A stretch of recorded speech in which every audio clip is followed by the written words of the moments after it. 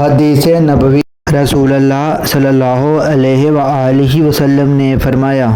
حضرت ابو ہریرہ رضی اللہ عنہ سے روایت کی کہا، رسول اللہ صلی اللہ علیہ وآلہ وسلم نے فرمایا، آدمی کی باجماعت ادا کی گئی نماز اس کی گھر میں یا بازار میں پڑھی ہوئی نماز کی نسبت 20 سے زیادہ درجے بڑھ کر ہے، اور وہ یوں کہ جب ان میں سے کوئی وضو کرتا ہے اور اچھی طرح وضو کرتا ہے پھر مسجد آتا ہے، اسے نماز ہی نے اٹھایا ہے اور نماز کے علاوہ وہ کچھ نہیں چاہتا۔ حضرت صلی اللہ علیہ وآلہ وسلم نے فرمایا کہ جو شخص صبح کے وقت 7 عجوہ کھجوریں کھا لے اسے اس دن نہ زہر نقصان پہنچا سکے گا اور نہ جادو۔